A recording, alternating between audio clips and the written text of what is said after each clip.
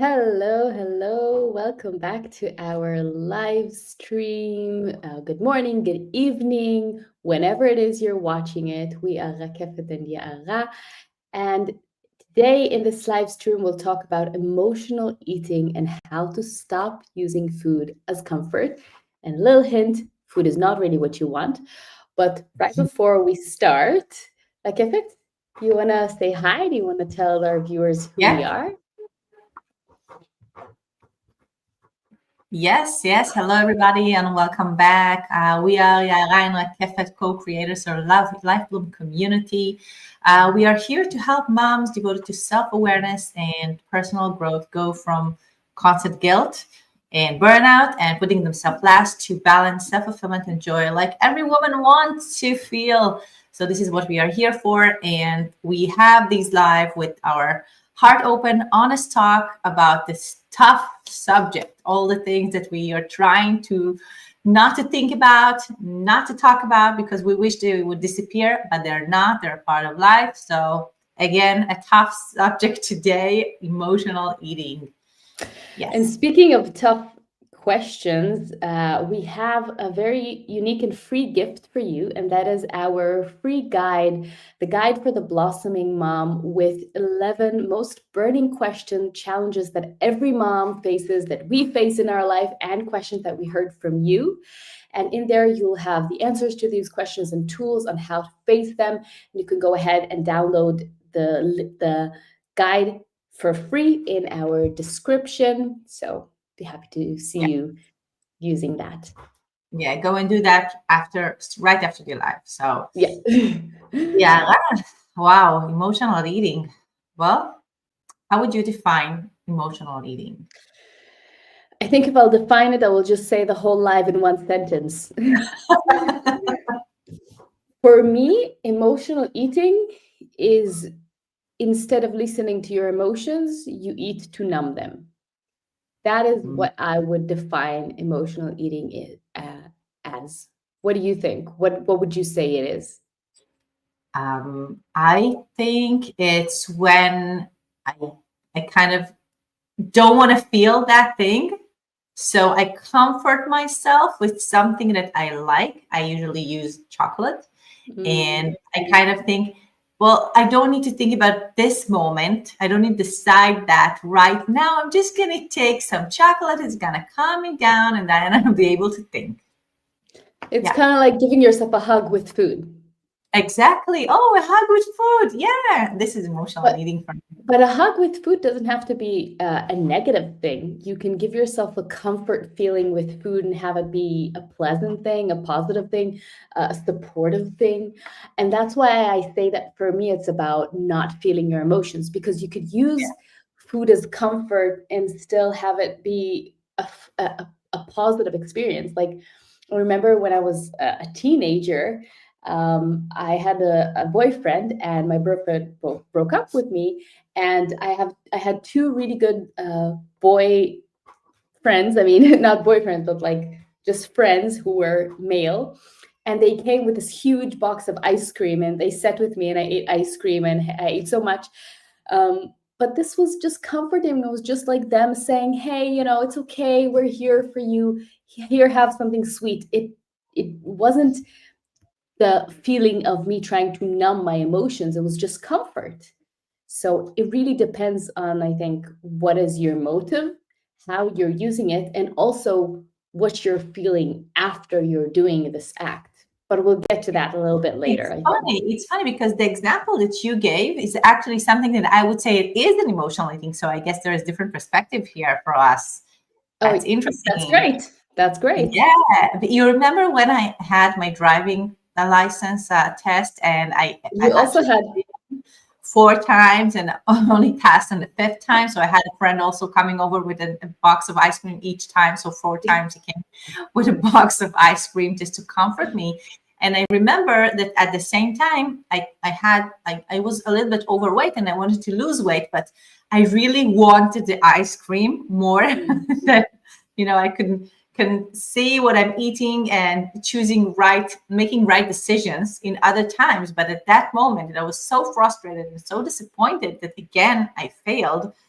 And when he came with the ice cream box, I could just eat all of it.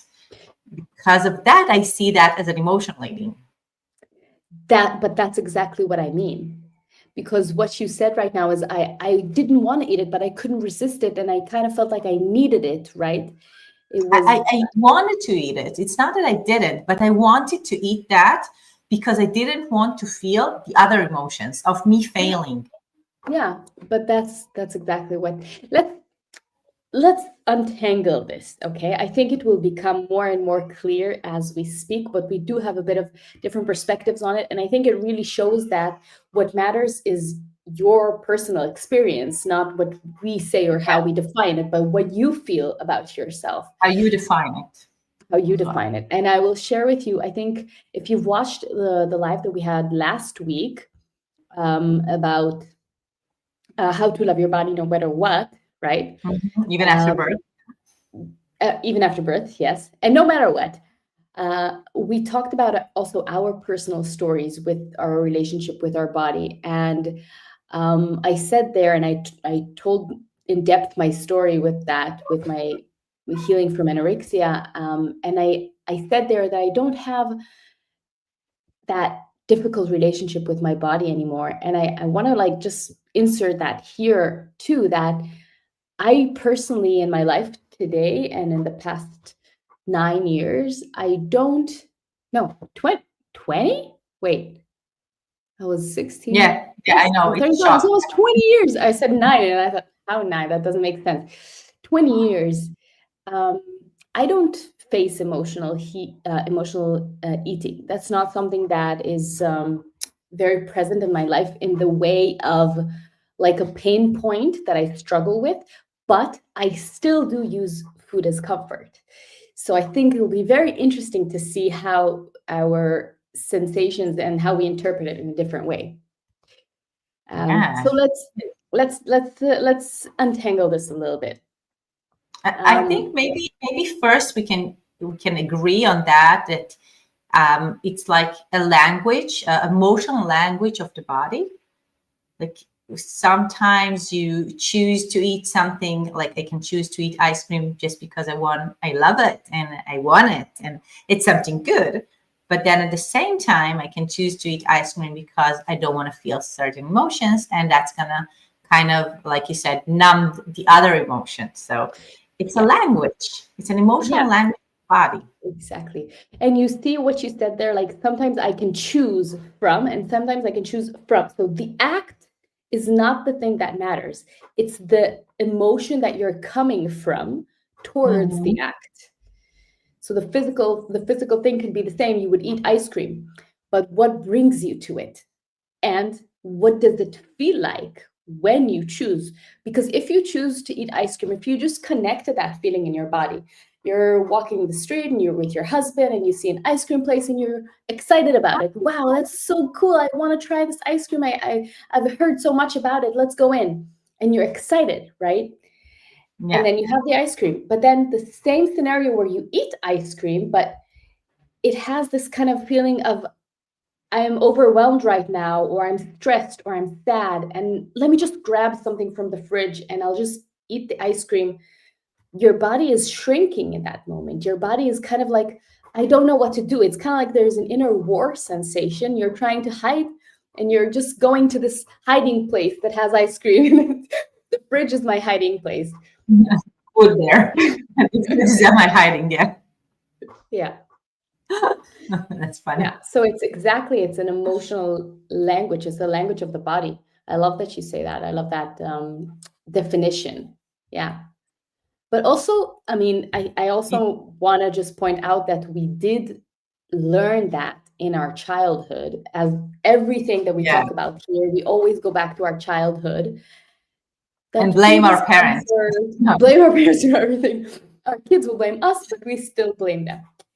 That food is comfort, right? Oh, you hit your hand, you're hurting, let me give you some cookies. You're Yeah. crying, let's have some ice cream. Ice cream is big here. We did learn that food is comfort, and it's not without any reason, right? Food releases dopamine, and it does make us feel actually physically better, and in our brain the chemistry that is formed there does make us feel better.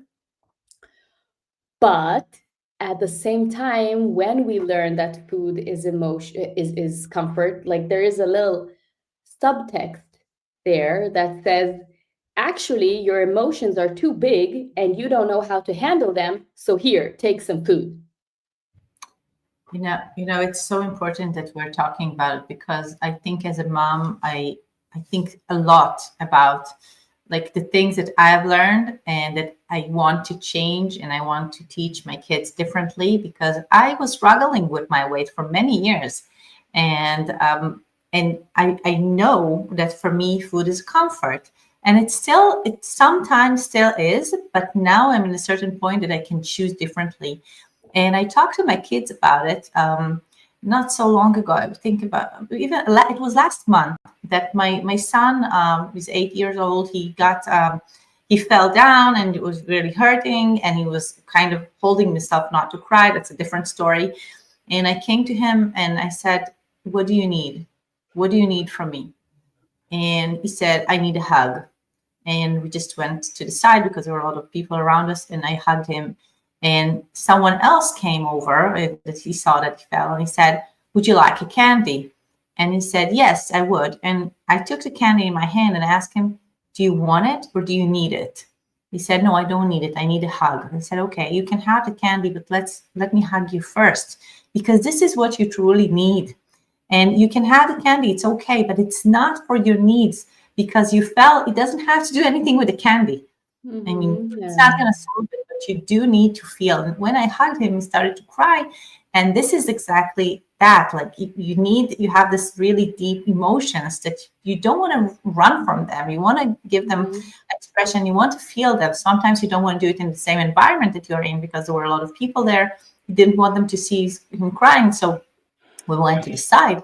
But what he needed was the hug. And I loved it that he knew to tell me that this is what he needs, and the candy is something that he wants. But you And then gave him the correct guidance. You asked the right question. That was amazing that you did that, because you asked, what do you need from me right now? And then you also reflected that again when the other person offered a candy, and you asked him, what do you truly need? Let's go back again to what your body is asking right now. And what he actually said was, I need a place to feel. I need a place that is safe for me to feel my emotions. And once you gave that to him physically, he was able to let go of the defense and cry. Yeah. And that was a very powerful moment for me as a mother to know, here I'm changing here a pattern that I used to have to go to. Yeah. So it was very important for me too. And I have to share with you one more thing, because he came to me 2 days ago. He had an exam that he was really anxious about in mathematics. And he came and he said to me that what he did was, during the exam, because he was really stressed about it, every time that he felt his heart beating too fast, so he closed his eyes and he remembered our nature walks that we do in the mornings. Sometimes me and him, when he was younger, we did it every morning in the way to his kindergarten. But now we do that just on the end of the week. And he said that he closed his eyes and he remembered our walk from last Saturday, and it really helped him calm down the body so he can do the exam again and keep on answering. That's amazing. Yeah, and I thought this is so beautiful that he found that thing that helped him calm down. It's beautiful that it was something with me, but he could really see that his body is now stressed. He didn't go to eat a candy, because sometimes people say, "Yeah, put a chocolate on your desk and take it if you need." But he said, "No, I closed my eyes and remembered this emotion that I had and felt safe again." It's amazing, because this is a tool that people try to learn in their older life. And it takes sometimes so much practice to reverse the things that we learned in our childhood, and how to handle, how to face stress, how to face anxiety. And that he found this tool in himself, and just go to your happy place, right? In himself, by himself. And it's really beautiful. But that's also because the environment that he grows in is such an environment that reflects to him, to observe, to listen to his body, to really ask himself, what can help him right now. That's Yeah. amazing. Good job, Yeah. mama. Thank you. Yeah. Yes. I think that for me, because I still sometimes have emotional eating. So one of the things that I do is, even though I can kind of prepare my chocolate sandwich and I sit with it before I eat it, and I kind of invite myself to, um, before I start eating, to change how I feel about it. Because I kind of prepared it because I need it. I don't want to feel that emotion. So here it is in front of me, but now I'm going to eat it. And what I've tried to do, and I did quite successfully, I have to say, in the past, I think 2 years, is that I prepare it because I need it. So this part of preparing is something that I kind of still don't control, or it's harder for me to do. And then before I eat it, I stop and I say, okay, you're not going to eat it when you feel guilty, when you feel anxious, when you feel afraid, when you're angry. No, you're gonna eat it because you want it. So I kind of change to be happy, to feel happy, like you said with the ice cream. Oh my God, I want to try that ice cream. So I kind of look at the sandwich and I say, okay, before you eat it, you must change the way you feel about it. And this is kind of a small ritual to change that emotional eating to a different habit of, okay, I want this thing because it's going to make me feel happy, and I choose to eat it now because I love it and I'm happy by choosing that, and not I'm taking it because I don't feel that I have, I can't make the decision. I can't choose differently. This is the only option that I have. I have a little response to that. I want to share something with you. When you said, one of the things you said is, I feel like I can't control still the emotion that I'm feeling when I'm preparing it, but I can control the emotion before I'm eating it, or I can work with the emotion before I'm eating it. And in Zen, I think it comes from Zen Buddhism, from practicing Zen meditations myself. Mm-hmm. One of the things that I've learned is that when we grow in awareness, it usually goes like kind of backwards. So when we start becoming aware of a certain emotion, it's very hard to go to the beginning of it and be aware there. We start like from the end point. So from the moment of the action, I did something and I regret it. First, you are aware after you did it, and then you regret it, and you're aware of the fact that you regret it. Then you can be aware while you do it, and you might still do it, but you're aware a little bit, like 2 steps before, while you do it. And then gradually you can be aware right before you do it. And then when you just start feeling it, and then when you think about it, and then when it comes up. So the circle of awareness it starts from the end. Exactly. That's interesting. So exactly what you're doing, that's how awareness grows, from the action backwards. So great, don't try to start to change the initial action and the initial, go I'll get backwards. there. I'll get there. Yes, Sometimes exactly. I do. I have to say, sometimes I do notice before I prepare the sandwich, and I stop and I say, okay, if you truly want it, why are you choosing that? Is there something else that can give you what you truly need? And this is one of the tools that you can take for yourself. But sometimes I just feel like, no, I need to have it now, and then I stop. And then, one of the things that I remind myself is that I respect my body. I see my body as a temple. So if I respect my body, do I want to give that? It's not just that food. It's very important. It's not that it's just that food. Would you like to put that food in? But would you like to put that food with that emotion? Yeah. With that emotion, I mean, like we said, happy ice cream or angry ice cream? Do you want to put happy chocolate sandwich in, Exactly. or do you want to put the angry chocolate sandwich in? Exactly. So it's energy with it. So it's not just my body is a temple, so I'm choosing the right food I want to put in, but with the right energy in it. Yeah. And, Even healthy food can be eaten with angry emotions. Yes. Oh And my I God. really feel like it's emotions, right? I have when I was writing like things that I wanted to say, one of the things that came out of me was fast food, fast emotions. And it's kind of like it's not just the fast food, but when you're eating fast, it's like you're stuffing in your face, like you're pushing your emotions down, or you're pushing your thoughts down. And when you think about it, one of the times or the most like the moments wherein it happens that we eat fast is when we're stressed. When we're Yes. sitting with friends and we're relaxing and you're having a glass of wine, you usually would eat slower also. You're more relaxed, you're more at ease. So I want to invite you to consciously eat slower, but also consciously choose the emotions while you eat.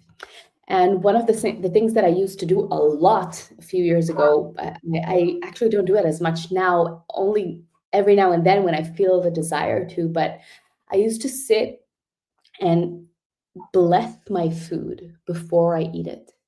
So I would place my hand around my bowl and I would close my eyes and I would take a breath and I would say thank you to this food for all the nourishment and the vitamins and the health that it's about to give me.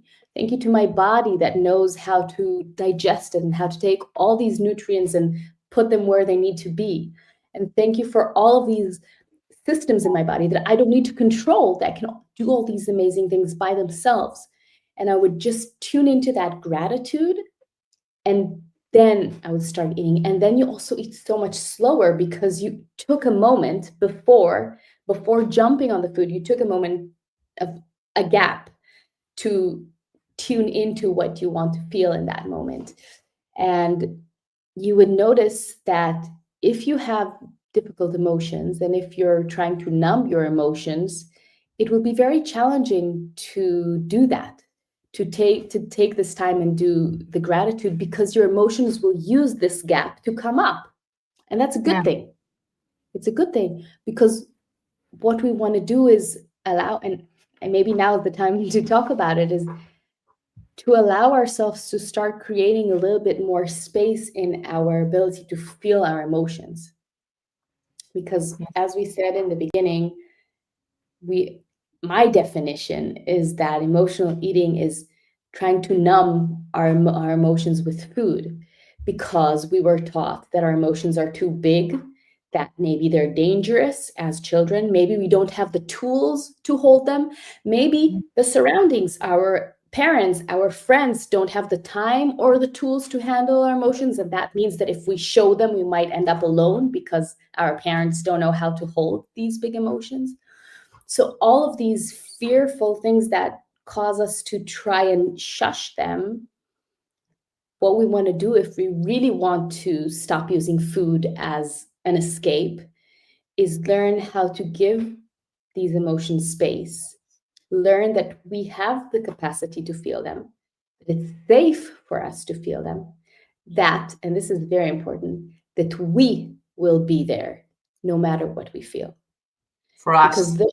for ourselves, because the things that when we were scared that our parents will leave, now we're scared that we can't handle it.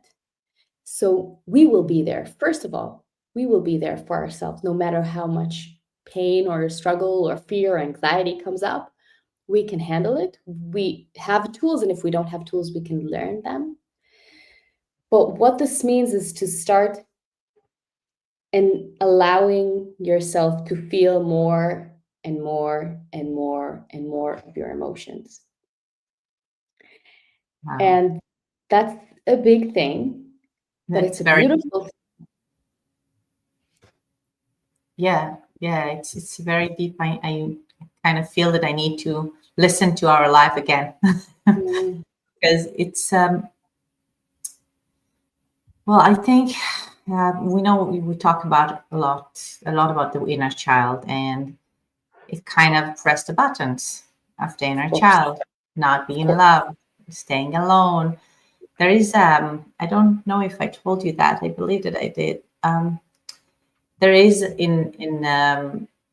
there's a certain the thing that I learned a few years ago, about 20 years ago, that is called the I.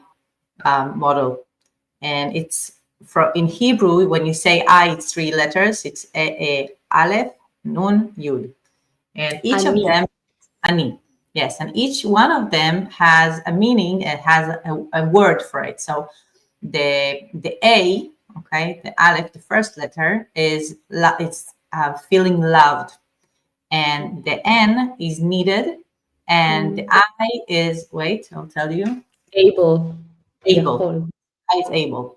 So it's we all of us want to feel loved, needed, and able. And I think that this is exactly the buttons that is pushed when you don't feel it.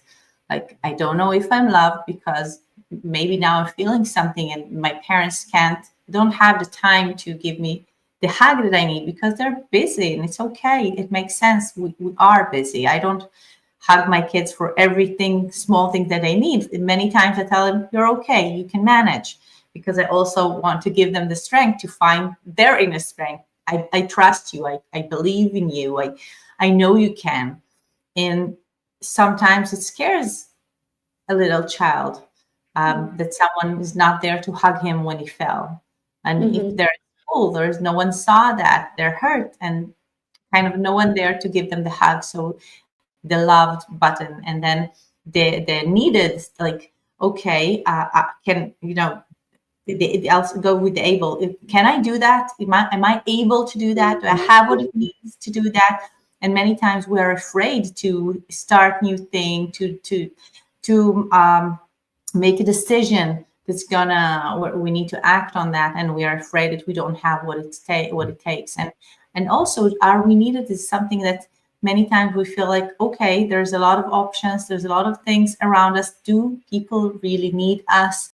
And if I'm gonna cry, so people might say, like, okay, we don't want that.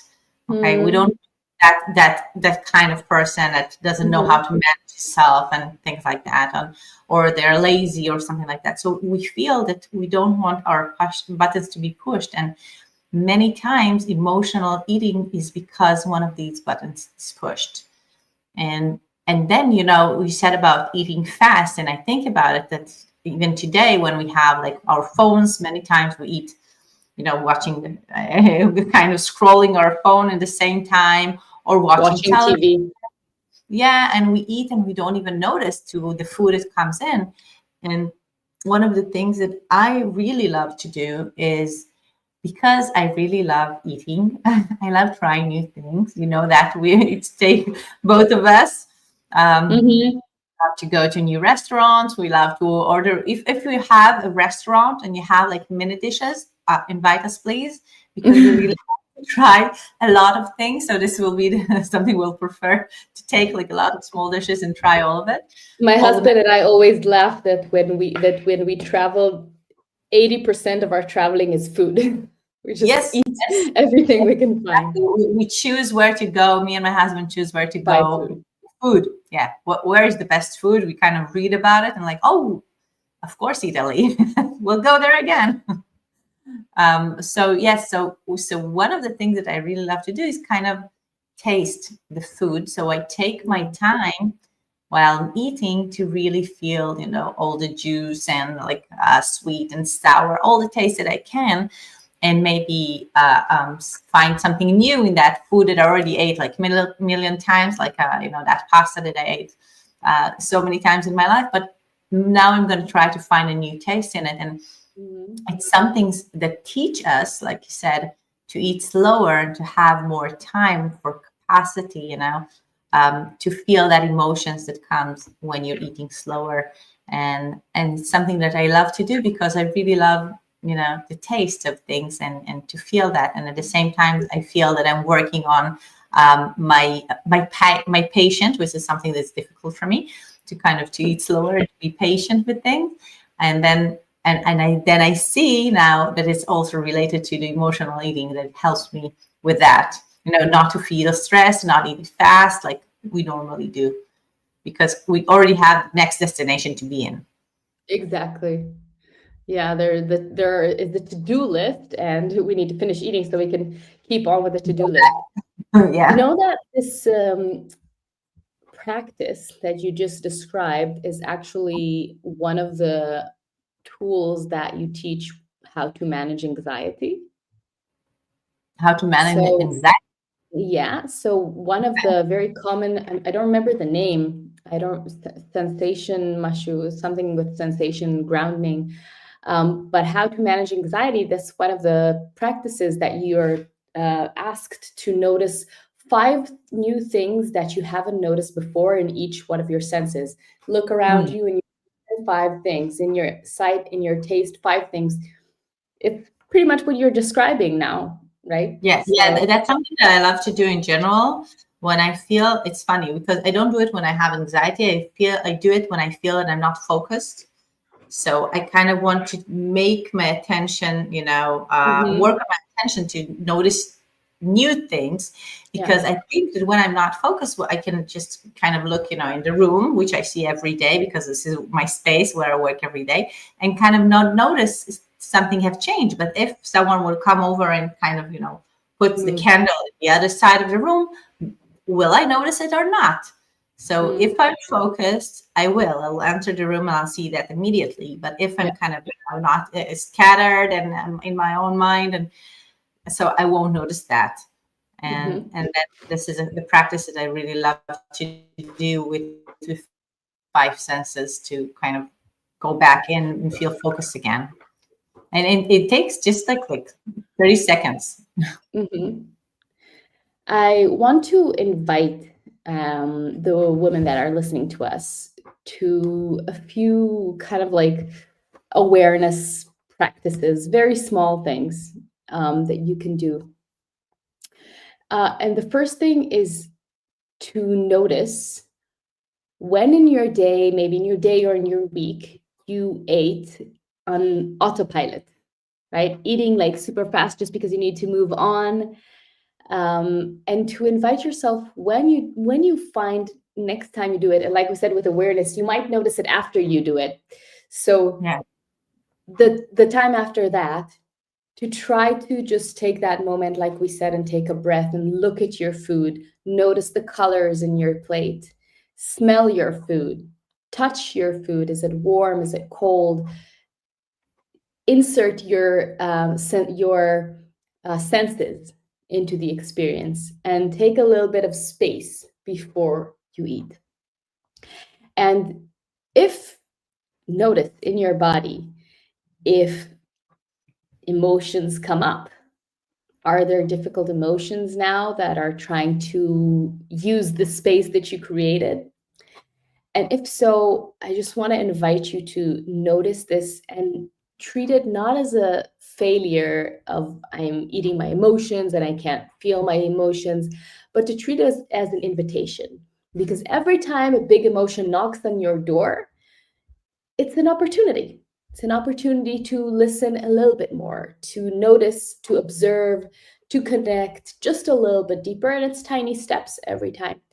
So see if you could maybe even just place a hand on your heart and tell your body, I'm here, I see you, I feel you.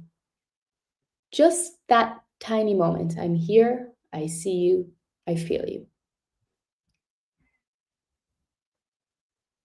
Yeah. Yes. Um, I I I wanna just I wanna go back. yeah. No, you keep on. No, I just remembered like that. I think we also talked a little bit about feeling our emotions in our guide for the blossoming mom. So I wanted to say that again, that we have this free guide for you that has practices and tools similar to this one, but on so many other topics with 11 questions and challenges that every mom faces and that every mom asks herself. And there's this free guide for you with actual tools to practice.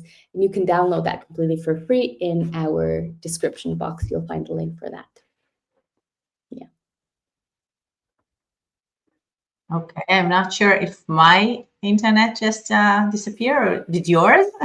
But I didn't see you there for a minute. So can you say that again? Oh, sorry. Yes. So we have In the a free, mom. yeah, we have a free gift for you, the Guide for the Blossoming Mom, with 11 questions and challenges that every mom asks herself, and with tools and practices on how to work with these challenges. And it's completely for free. You can download that. The link is in our description box down below. And yeah, that's what I was saying. Can you hear me? Okay, thank you, yeah, for reminding that. Yes, we can. Yes, you have a delay there, but it's okay. So we're kind of the end of our live anyway. But I want to say kind of one more thing, because I feel that as mothers, we many time kind of feel guilty about all the things that we say to our kids that we wish wouldn't say, and seeing sometimes like, oh, my mom used to say that. I promised myself I won't say it to my kids, and we do that anyway, and it's okay because we're human. And I feel that with emotional eating is a topic for me personally, and I know it's for you as well. It's something because I was struggling with my weight for such a long time. When I was younger, when I was a child, I felt like I really, it was something very difficult for me to struggle with that. And I think about it a lot, what to say to my kids, especially now that I have two girls that are teenage, and they talk about, am I too fat? Should I eat that? It's gonna make me fat. But I love spaghetti, and she wants to eat only spaghetti. So there's a lot of talking there. Maybe I should run. Maybe I should start doing sports. So there's a lot of talk here in my house right now with my two girls about how they look, and they compare themselves to other friends. So I think about it a lot. And I think with emotional eating, for me, there are like guiding rules. So one of them is not to tell my kids like, what I think about it, but to first of all ask them how they feel about it. And this is something that's sometimes very difficult to do, because we kind of want to give them our beliefs in it. And this is what I've learned until now. I know because I'm older than you, and I have all this life experience. But then they experience that in a different way, different perspective. They also have a different childhood that we do, because we didn't have all this social TikTok. media. Yeah, I used to compare myself to the girls in my class, and they compare themselves to everyone in the world, because they can see them and everyone looks so happy and so beautiful, and talk about all of Yeah. these things that some of them I wish they won't hear, but they will, because they have social media. And it doesn't matter how hard I try not to to expose them to that, they see that. So first of all, kind of to stay, if you have older kids, so open conversation about food, about what they feel about it, what makes them feel comfort, not food. Help them find the other things. As I told you with my son, that he's 8, so he's younger, asking what he really needs. And that time, like, of struggle, of something happened, so I'm there for you all the time, remind them that you are there for them.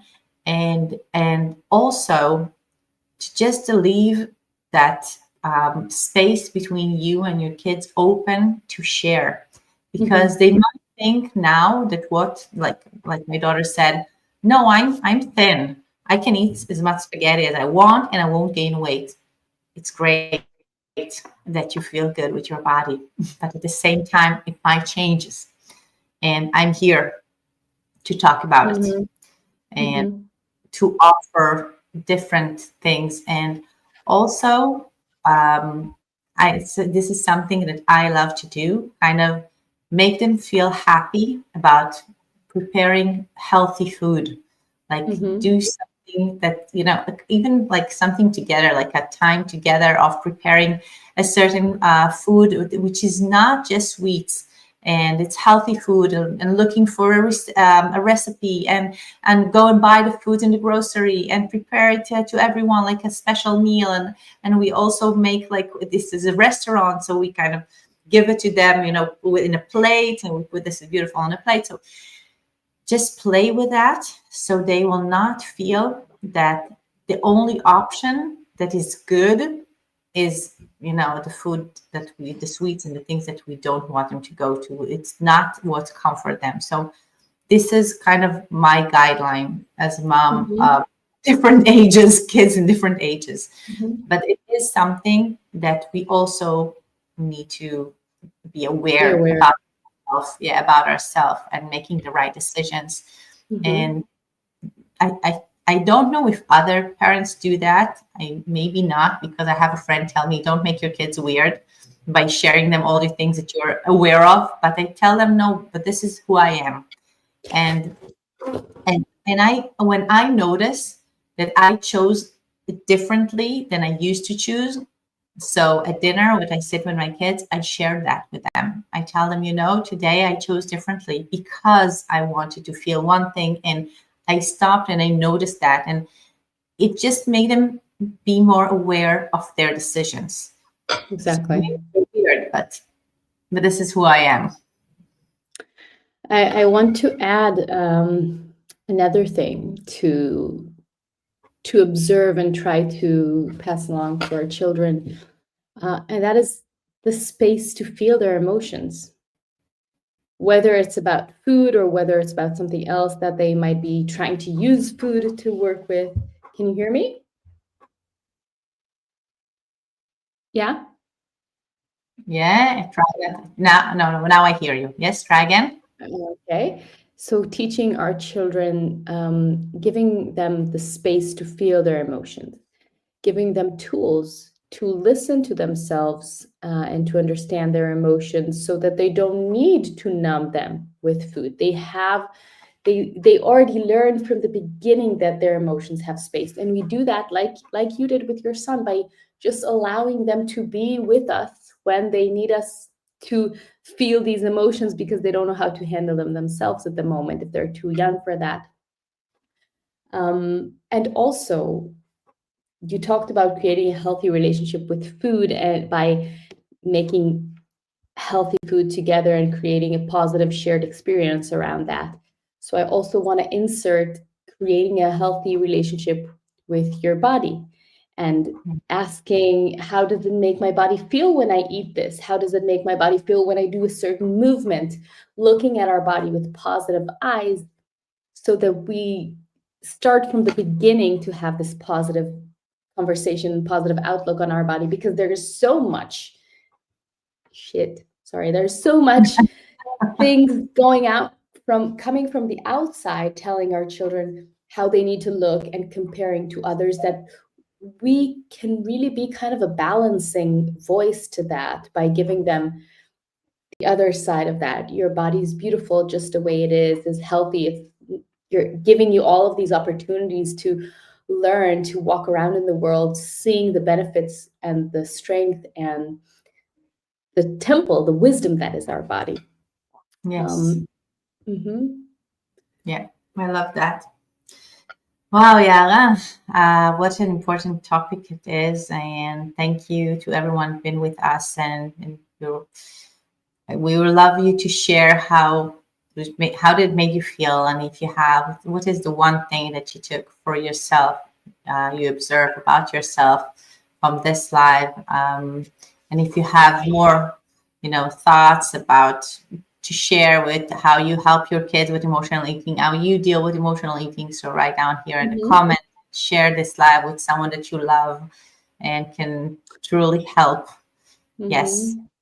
And And also go ahead and download the guide for the blossoming mom, the free PDF for you in the description link below. The link is in the description box below.